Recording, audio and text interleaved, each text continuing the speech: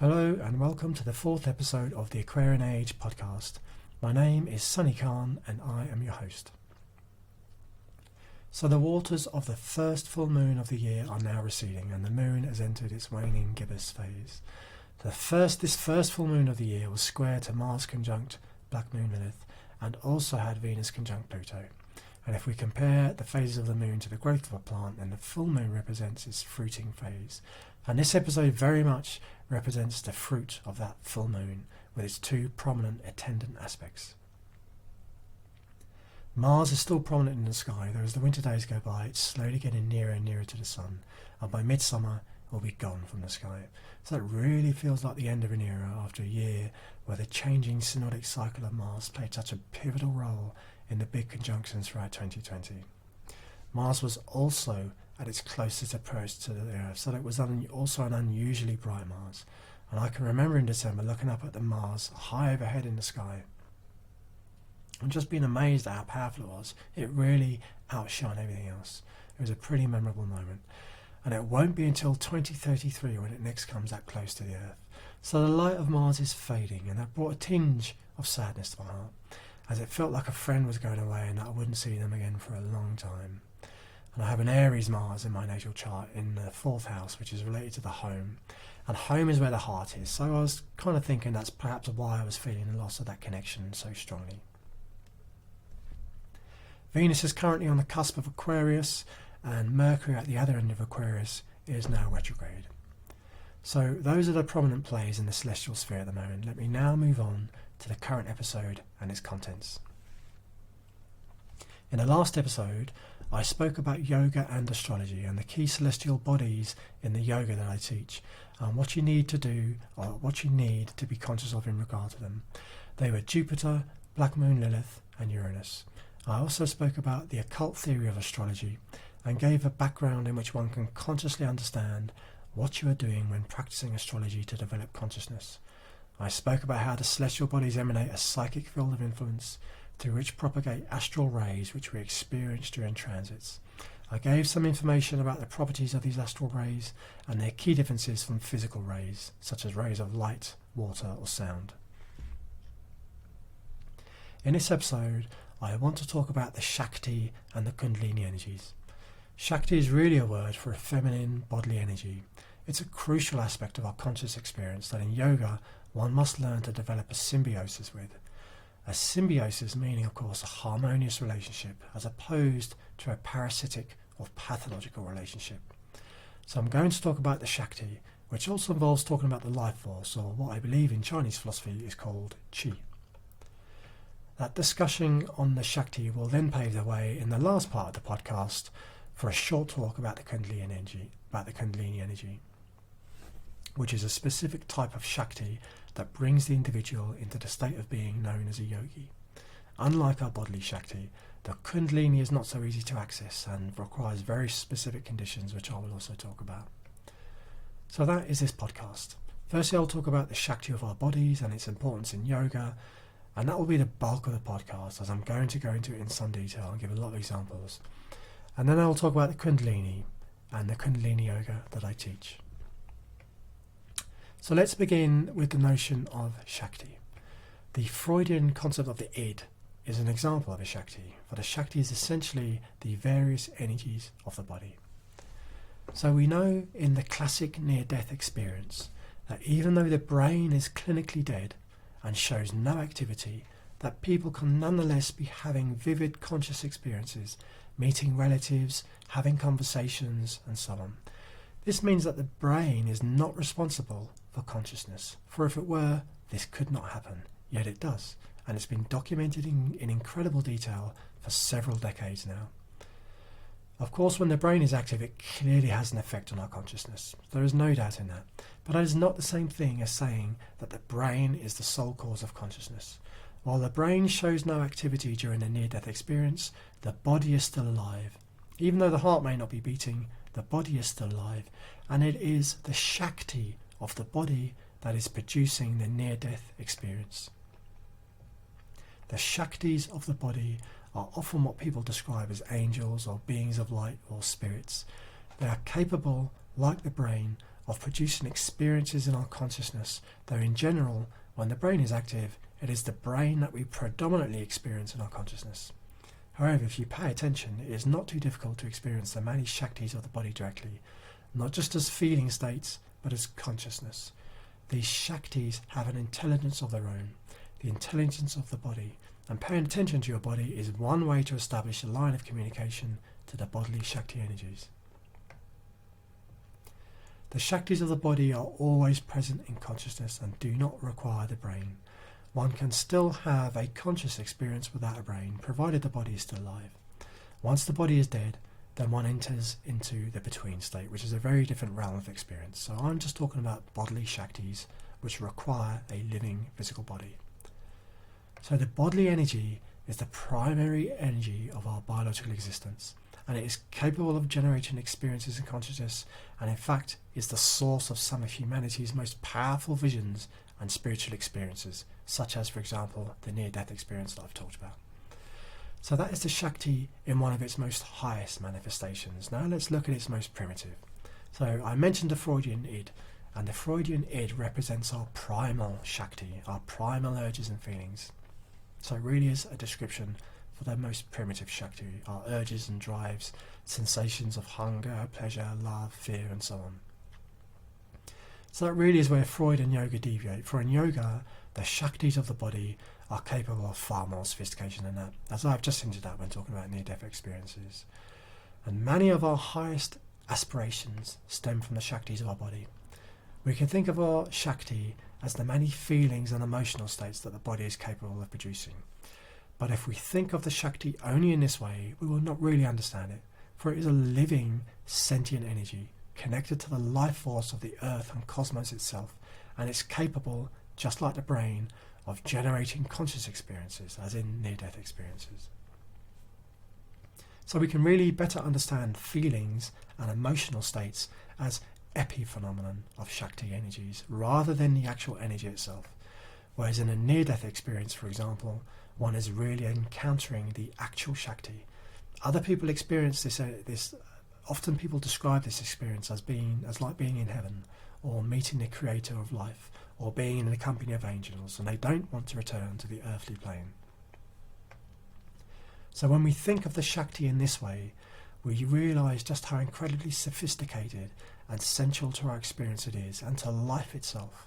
And in Norman yoga, of course, these Shaktis are normally represented as goddesses. But let's return back to earth and to describing the mundane Shakti as we typically experience it in a human body and a human life. We may strive for a boyfriend or girlfriend in life, or you may strive for a job or career, or for this or that food, or for a holiday somewhere, or for a drug such as alcohol or cannabis. These are common material aims, but actually if you think about it, what you're striving to achieve is not a material goal, but a state of emotional being, a certain feeling. The material goal just allows you to access that feeling. In other words, you're trying to attain a Shakti, and mundane Shaktis are emotional feeling states associated with feminine archetypes. This is a fundamentally important notion to understand in yoga, for through it you are immediately freed from dependence on the material world for happiness, and instead learn to relate to the multitude of one's bodily Shaktis, which is how these inner feminine archetypes commune with you.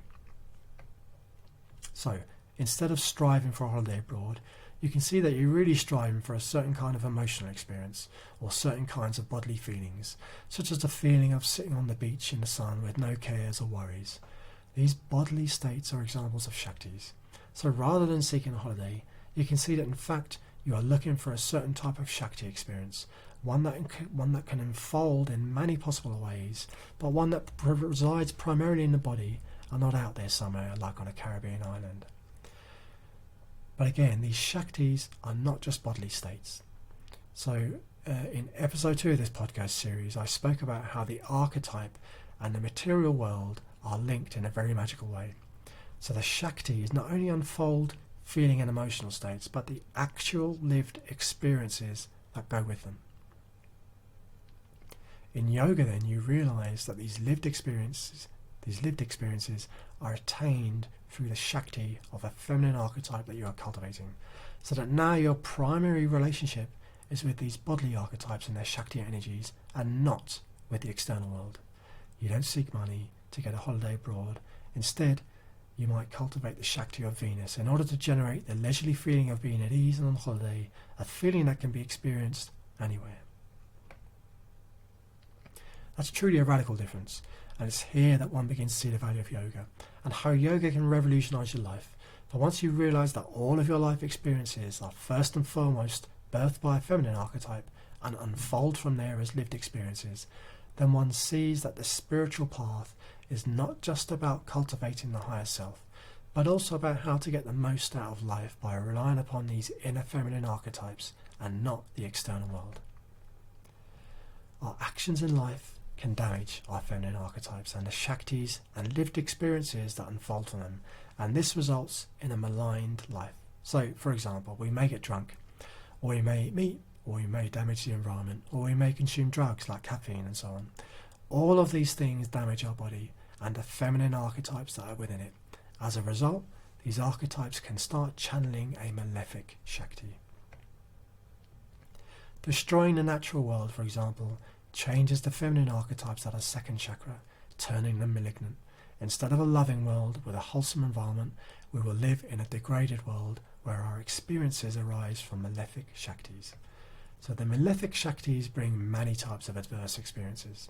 Often they will lure you down a path that promises gold, but that actually delivers something malevolent that harms your being or the beings of others.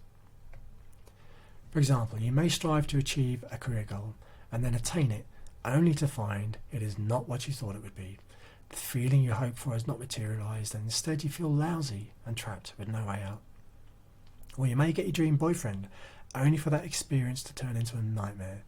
So these malefic Shaktis often produce desires and goals that turn out to be rotten fruit, and not what you thought they would be. And of course they can bring experiences far worse. So for these reasons, learning to distinguish between malefic and benefic Shaktis is essential, and one of the primary abilities developed in yoga. At a mundane level, this is an exercise in emotional intelligence, recognising pathological emotions such as guilt, which is used to manipulate and coerce others, as the sign that a malefic Shakti is present in the body, and that deep healing work is necessary on the chakra or planetary influence corresponding to that area of life, so that the archetype and Shakti can be restored. Or you may recognise craving or lust, a Shakti that can cause individuals to destroy their environment and to act in violent, domineering or antisocial ways. And in that way you can identify another area of life where you'll also need to do deep healing work to restore the Shakti to something more life-giving. And as this healing work is done, so our life becomes more wholesome and fulfilling. Even though we may not be any richer or have any more friends or influence anyone, we realise that our contentment and happiness comes from the Shaktis of our body and the feminine archetypes that generate those Shaktis. So discerning those malefic and benefic Shaktis is critical in yoga. And let me give an example of a spectacular lack of inner discernment when it comes to the higher Shaktis of the bodies, the ones involved in spiritual development. It's an example that is all too common in a modern milieu of spiritual consumerism and guru fads. So you may have heard of Mind Valley. It's a kind of corporate spiritual fad, and if you do any watching on YouTube of spiritual or astrological videos, then you are likely to have been pestered by their adverts, which is how I came across them. In the adverts, their guru or founder proclaims how after going through a hard time he had some spiritual experiences and now follows his inner guides, and as a result abundance has blossomed in his life and will do in yours too if you sign up to Mind Valley. Sadly, what the individual doesn't know is that he is being manipulated by malefic vampiric Shakti and is now helping to bring others into the sphere of influence of this Shakti.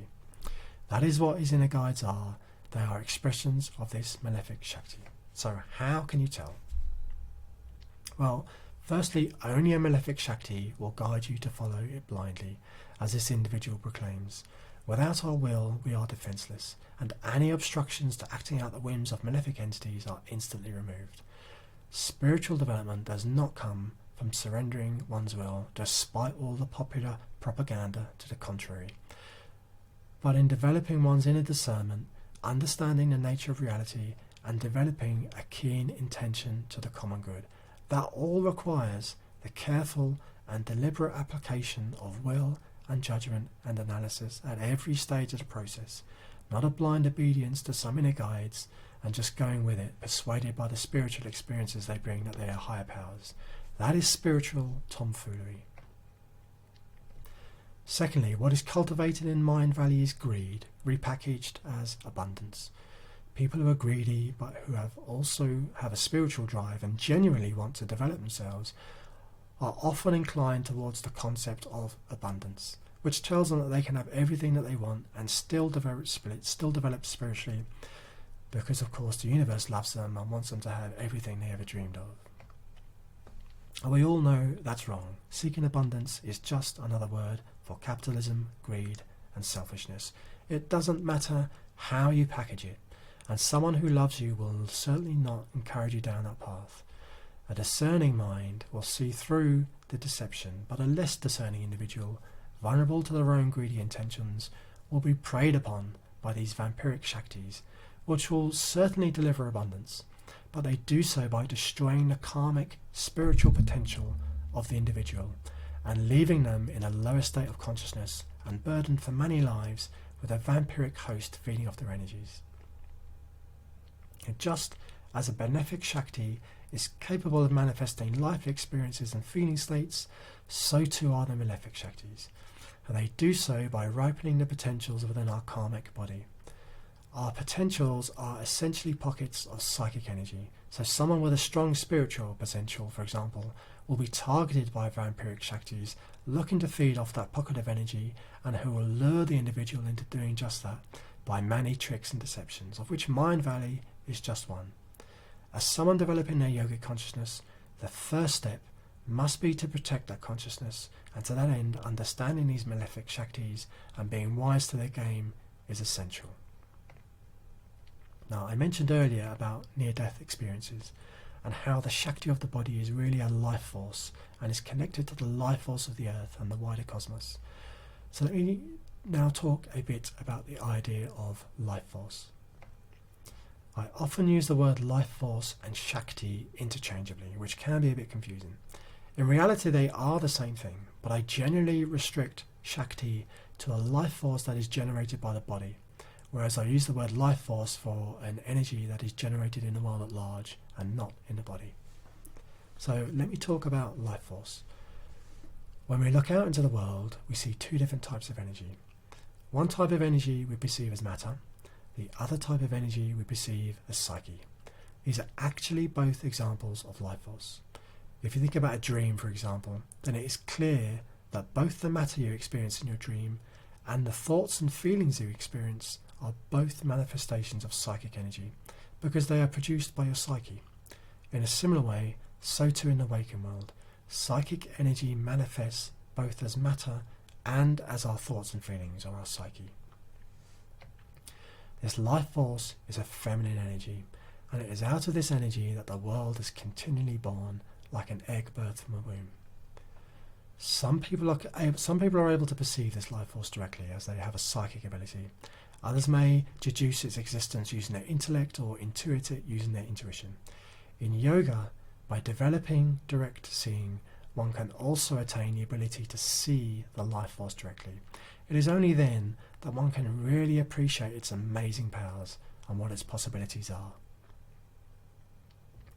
Generating life force is really the key to a happy life, for it is life force that will ultimately bring to life all of your soul's possibilities and dreams.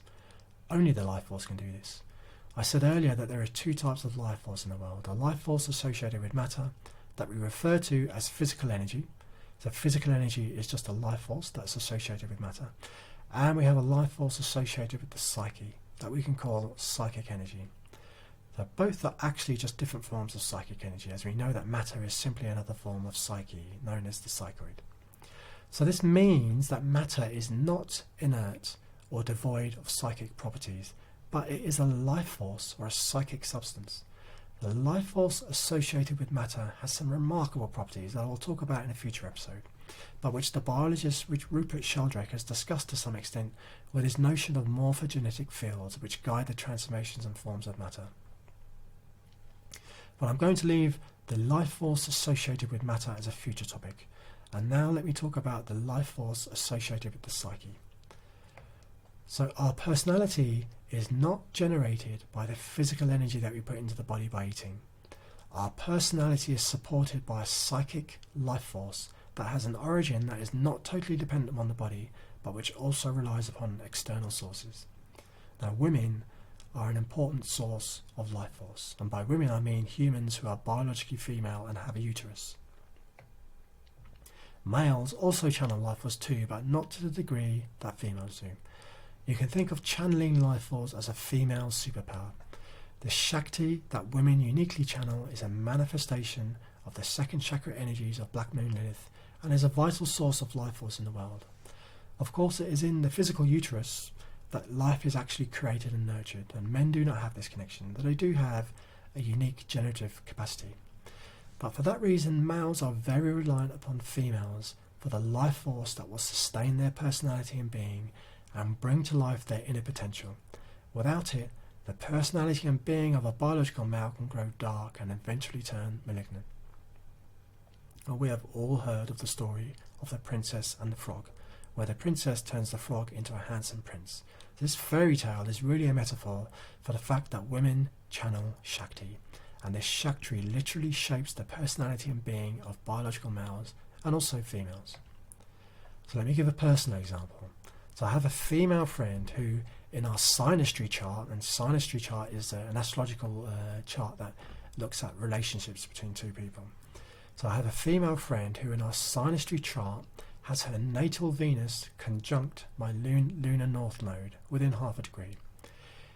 So in her authentic being, she would ordinarily channel a Venusian Shakti that would play a great part in bringing to life my own North Node capabilities, as well as lifting my being into what you can call a higher vibration. But sadly, she is choosing a different path, that of sex, drugs, and culturally appropriated New Age rituals such as ayahuasca. As with Mind Valley that I mentioned earlier, she has traded her spiritual potential for hedonism and become embroiled with a vampiric Shakti. So the Shaktis that manifest in her body as a result shut me out completely and drive her elsewhere. So as a result, I don't receive the life force that I need, and I have great difficulties in manifesting my North Node. But of course, more sadly, she has lost her unique opportunity to develop her yogic potential and has created a great deal of pain in her heart. Now, another common misuse of life force is the channeling of energies from malefic deities. So I'll give two examples. So I recently got in touch with a shamanic astrologer whose website I'd been reading and who was openly performing ceremonies to the deity Inanna, mimicking the Venusian rites that were performed in ancient Mesopotamia and Babylonia. Now hold on a second here, because Inanna is a malefic goddess, and if you look into it, her Shakti energies are associated with prostitution, war, murder, control, manipulation, and so on. This is what this Shakti manifests in the world. So in channeling these energies, this lady is bringing death and destruction upon the world. And in return, she is held up as a shamanic priestess and given status and money. So it is really a deal with a she-devil. And I felt I had to inform her, as it looked like she was innocently involved and hadn't thought in depth about what she was doing. And in a similar manner, I also have another female friend who took a liking to the Inca deities and would put up statues and light candles in her home. I reminded her that at the height of the Inca civilization, something like 175,000 people a year were murdered in sacrifices to these malefic deities, so that in channeling these energies she is inadvertently bringing into the world a very malefic Shakti. So we can start to see that although the state of the world is often blamed on material causes, there is a hidden dimension involving the Shakti in which women play a very important role. And to give a more positive example of how life force can be channeled and of how it shapes the world and the people in it, I have a friend who once reported to me how her grandmother's eyes lit up with joy when she used to go round and visit her. So that's a very simple, everyday result of the transfer of life force between two people, or the transfer of Shakti. And those who are biologically female, as I've said, are powerful sources of this Shakti life force. When people talk about raising their vibration, they are not referring to raising their consciousness, which is a very difficult process that takes many years. Raising the vibration is really about accessing more Shakti so that one can experience better bodily states such as joy. So raising your vibration is not a higher consciousness or a more evolved state, as many people seem to think. It is a much simpler thing. It is simply a matter of accessing more life force so that one feels great. So learning to access life force, or to generate more life force through practices such as Qigong, or accessing sources of life force in nature, is important for our emotional well-being so that we can feel vibrant and alive, but it is not something required for the development of consciousness or attainments in yoga. The two things are very different. One can suffer and be in a very bad emotional state, yet still make progress in yoga and attain the highest yogic states of being. People often think that someone who has developed in yoga must radiate joy, love and happiness, but that is not the case at all. These require other conditions outside of yoga for their manifestation. Yoga is about certain attainments of the astral body and mind, using astral energies from the galactic center, coupled with a highly evolved Shakti or Kundalini energy of the earth. Although with yoga we can understand the causes of happiness, such as the life force and Shakti I have spoken about, even when you are wise and know what is needed, you may be blocked, physically or spiritually, and not be able to do anything to improve your inner condition or to raise your vibration. But that doesn't mean you cannot continue to develop as a yogi and attain yogic realizations, though it will be much harder to do so. And in the latter case, one would say that the yogi is afflicted, and there are astrological aspects in the natal chart which will indicate this, such as those given in the Indian Jyotish system. So a final example before I move on, which is very relevant today. The world has been in lockdown since the conjunctions of Pluto and Saturn in early 2020 or shortly thereafter. The primary effect of the lockdown will be to isolate people from sources of Shakti which would otherwise sustain their personality and being. The result of such an extended lockdown across the world is a global transformation of the psyche, not towards the Aquarian age, but in the opposite direction, towards increasing authoritarianism and control. It is an unprecedented transformation of the global psyche towards malefic ends. It's a war against humanity on the scale of the world wars of the 20th century, but one that for now remains unseen. But this is an example of the sort of simple wisdom that comes with understanding life force and of the life force Shakti that are exchanged between people. It used to be the case that our personality and being could be supported by the natural environment or by the wider human community. But in the modern world, all too often the natural environment and the wider community have long gone. And as a result, the personality and being of an individual is reliant on a few key individuals and is under extreme threat. This vulnerability is what the lockdown will directly target. But it is a danger which has always been present, but which is sadly ignored. It's the reason, for example, why cities are notorious for being dangerous places, with vast poor areas, lots of aggression, corruption, and so on. Although these things have always existed, in cities they are concentrated to toxic levels, because there is no longer any life force there to support the authentic human being, and as a result, people become corrupt on a large scale. Scientists are just starting to understand that the natural world is critical for the health and well-being of the human being, but this knowledge is trickling in far too slowly to make any difference. The reason, of course, that human beings are healthier, both physically and psychologically, when they have trees and rivers and other natural elements in their environment, is due to the living life force that these elements generate, and which support the healthy personality and being of a human. So I have spoken about the importance of the Shakti life force in humans. Let me now talk about life forces that are generated in the natural world. As in yoga, one needs to be able to access these sources of life force, not only in order to generate and strengthen one's authentic being, but also to gain wisdom and guidance. I am going to use the Greek words eros and thanatos to describe the two fundamental branches of life forces, though I am not suggesting that my use of these terms is at all equivalent to the ancient Greek use.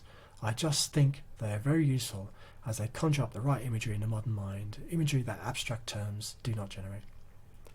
So with that in mind, thanatos is a malefic life force, which what one could equate with evil or with the unwholesome, whereas eros is a benefic life force, what one can equate with good or with what is wholesome.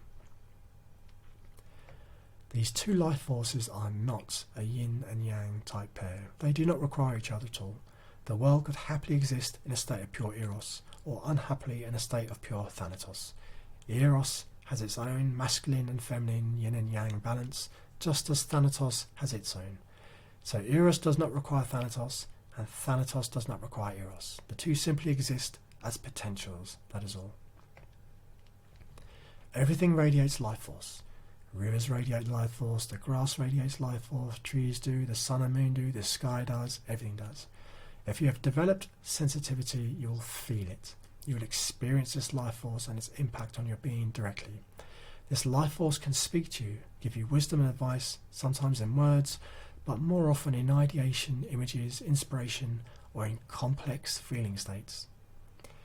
The nature of the life force radiated by an object can depend very much upon the karma of the person experiencing it, and upon the state of the object itself.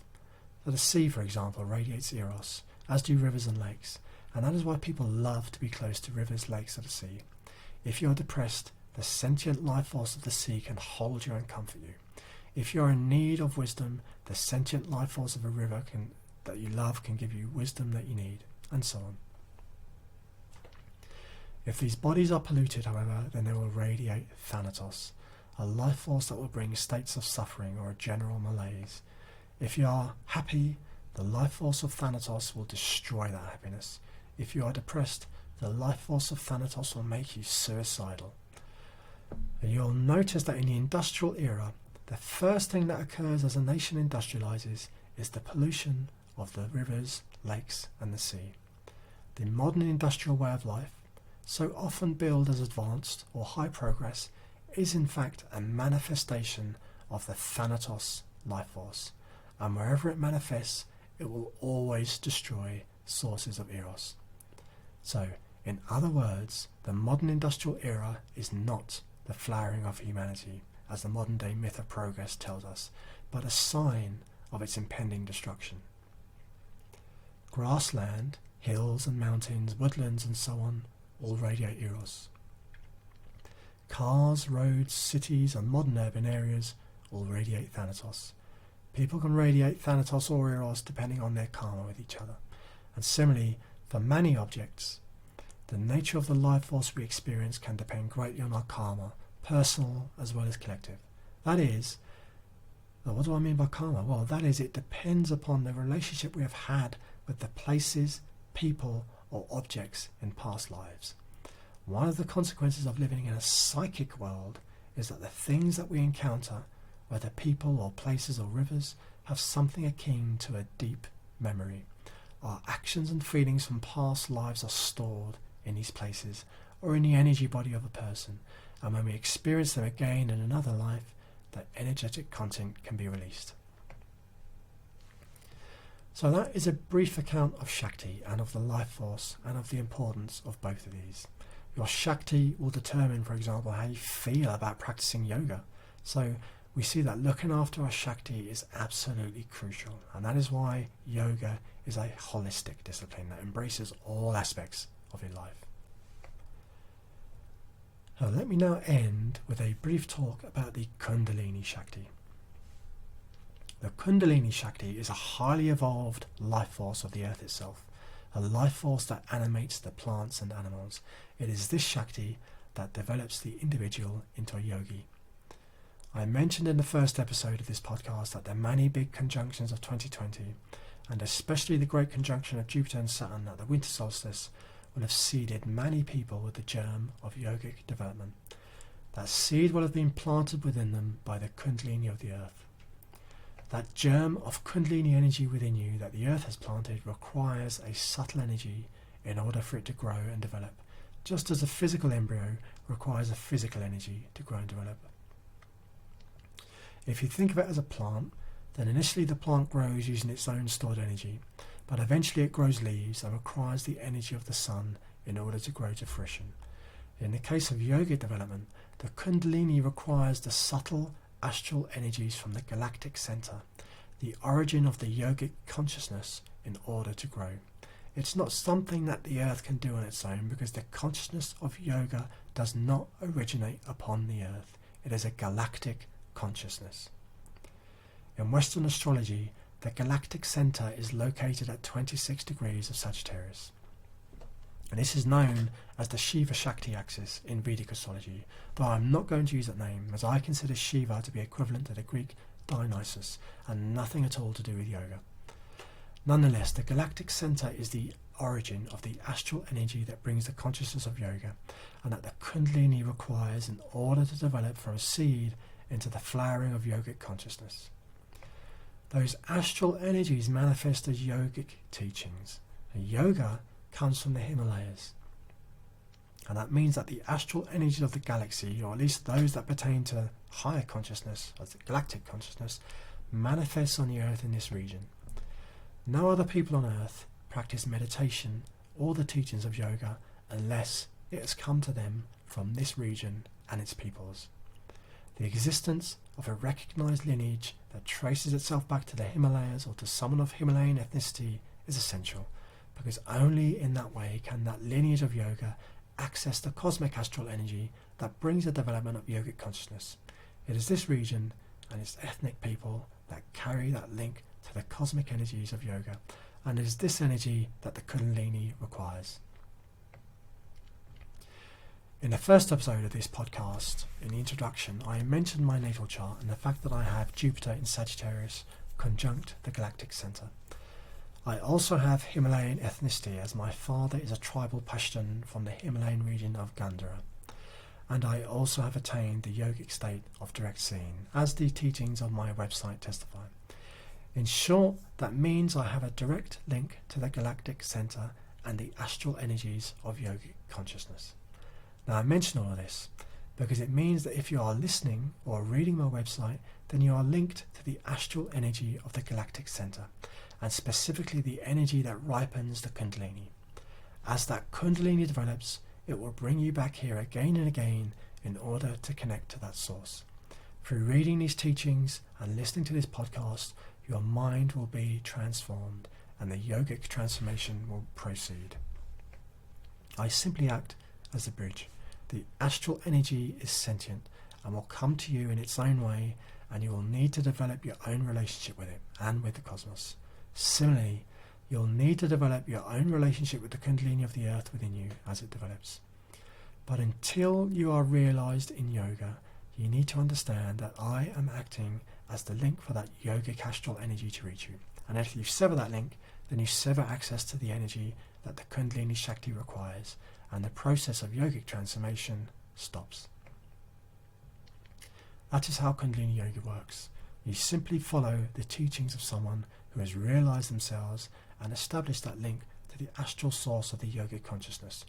The Kundalini, if it is within you, will grow and develop, and as it does so, you will gain yogic realizations and abilities unique to yourself and your own inherent being. I am going to end the podcast there.